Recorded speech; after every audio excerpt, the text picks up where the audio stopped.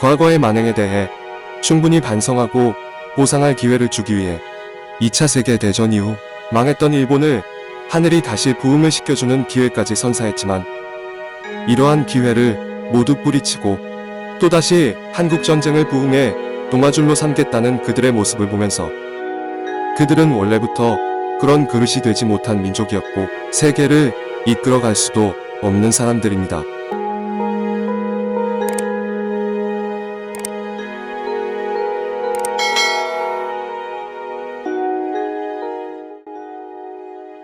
기업과 개인들이 할 말을 확실히 하지 않으면 일본은 망하고 말 것이다. 자식, 손자 세대가 아닌 바로 우리 세대의 말이다. 일본 야나이 타다시 패스트리테일링 유니클론 회장이 한 말입니다. 일본의 일대 거부, 소프트뱅크의 손정혜 회장도 이 사람 때문에 재계 2위로 밀렸습니다. 그런데 이 얘기는 그냥 그가 혼자서 한 말이 아닙니다. 일본 정부에 입김이 전해질 수 있는 경제 전문지인 니케이 비즈니스와의 인터뷰에서 발언한 내용입니다. 그리고 한마디 더 붙입니다. 이것은 농담이 아니다. 그의 절실함이 느껴집니다. 그는 일본 정부의 코로나19 대응과 관련해 제조업 공장의 국내 복귀, 산업보호 등을 하려고 하지만 실행할 돈이 일본엔 없다고 지적했습니다. 또한 일본의 현 상황을 물러설 곳이 없는 최악으로 규정을 했습니다. 그리고 중국에 대한 애정은 나타냅니다. 일본은 중국과 공존하지 않으면 살아남을 수 없다. 역시 알고 보니 유니클로는 전체 2234개 매장 중 33%가량인 745개 매장을 중국 본토에서 운영 중이라 합니다. 정부 관료들이 기득권을 놓치지 않고 정보화를 하려니 아무것도 되지 않고 오히려 악화만 되고 있습니다. 이러한 관료들은 일을 제대로 하려 하지 않을 것입니다. 이런 문제점들은 인사권을 내각이 틀어주면서 일어나게 됐습니다. 손타쿠의 사람만을 중용하는 것이 나쁜 것이라며 신랄하게 정부에 대해 비판합니다. 정치가 망가지면 경제도 망가지고 경제가 망가지면 또 정치도 망가진다. 이런 현명한 발언도 덧붙입니다. 유니클로는 최근 세계적인 보건 문제로 인한 오프라인 매장 고객 감소로 다운사이징을 고려하고 있고 커가는 온라인 시장에 그 거대 몸집과 경쟁력 확보라는 진퇴양난의 어려움을 호소하고 있다고 합니다.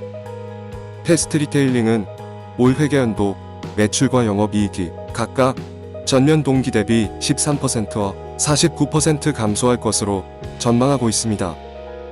그야말로 일본은 총체적인 위기에 놓여 있습니다. 혹독한 겨울이었던 잃어버린 20년이 가면 봄 기운이 돌아와야 하는데 또다시 10년의 보너스를 얻은 일본.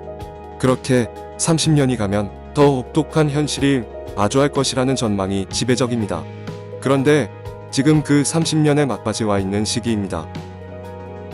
90년대를 거쳐 2000년 초반까지 세계적으로 의욕을 구가하던 반도체, 디스플레이, 조선, 철강은 이제 한국에 따라가지도 못하는 지경에 이르렀고 관련 기술도 한참 뒤처졌습니다.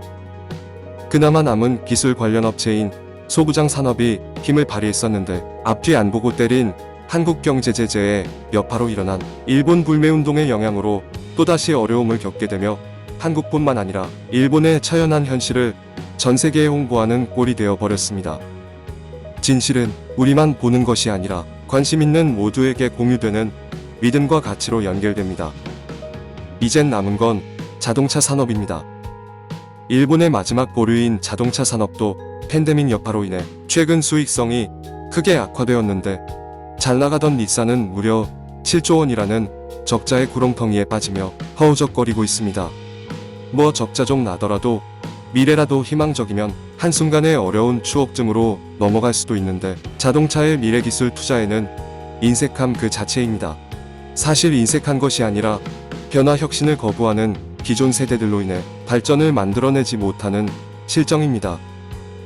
거의 1000만 명에 육박한다는 일본의 자동차 관련 산업군 종사자들의 운명은 과연 어떻게 될지 궁금합니다. 자동차마저 이렇게 무너진다면 일본의 경제는 우리가 영화에서 보던 타이타닉의 마지막 급속한 침몰 과정에 큰 소용돌이를 두 눈으로 보게 될지도 모릅니다. 그뿐만이 아닙니다. 일본의 부채는 세계 최고 수준으로 2019년 기준으로 국가 GDP의 260%에 달합니다. 금액으로는 12조 달러가 넘습니다. 우리 돈으로 무려 1경 4천조에 달하는 금액입니다. 2위인 이탈리아가 140% 정도인데 3,600조 정도이네. 부채가 얼마나 큰 규모인지 쉽게 알 수 있습니다. 일본의 이러한 부채 규모는 일본의 경제보다 3배 정도 큰 중국의 총 액수보다 많은 수치랍니다. 중국은 국가부채 비율 62% 정도의 총액 1경 1000조 정도라고 합니다. 아베노믹스가 실패로 돌아가면서 이젠 당장 망해도 무리 없을 정도의 수준인데 국제적인 환경은 일본을 쉽게 망하게 둘 수가 없는 상황입니다. 중국은 급속한 팽창을 이루려 하고 있고 미중은 더욱 대립하는 양상으로 빠져듭니다.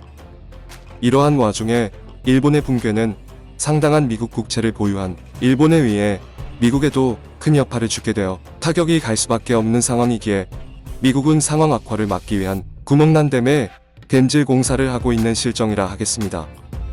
지금 일본이 망한다면 중국에게는 국제 정세적으로 볼 때 상당히 유리한 고점을 점할 수도 있는 상황입니다. 물론 중국에도 타격이 없는 것은 아닙니다. 그렇다고 중국은 일본을 쉽게 망하게 두지는 않을 것입니다. 그 이유는 침몰 중인 일본의 출혈을 쉽게 빨아먹을 수 있는 기회가 펼쳐지기 때문입니다. 네, 여기서 P는 아직 일본의 앞선 기술, 경제력, 자본 등의 홍보물입니다. 그 후 스스로 무너지게 하면 그들에게는 더 큰 이익이 된다는 판단일 겁니다. 실제로 일본은 중국에 그나마 경쟁력 있는 어렵지만 많은 기업들을 중국 자본에 팔고 있는 실정입니다. 닛산의 리튬이온 전지 사업, 전자전기업체인 파이오니아의 홍콩 자본계 판매, 재팬 디스플레이의 중국 투자펀드 참가 등의 사례가 있고 이러한 중국의 인수 및 투자는 매년 더 커져간다고 합니다. 이렇게 중국은 일본 몰락의 환경을 배경으로 자신들에게 국가 형성의 기회를 만들어주는 형국으로 판단할 것입니다. 아직은 국제 정세가 미중이 대립하는 정도에서 크게 벗어나지 않는 과거의 냉전식 힘의 균형이 이루어질 것으로 예측하는 사람들이 많습니다. 미국도 중국도 누가 먼저 쉽게 총대를 메고 나서지는 못할 것입니다. 그래서 다른 요인으로 세계 국제 정세가 크게 요동칠 가능성이 크다고 합니다. 저는 그것의 시작이 일본이 아닌가 생각되어집니다.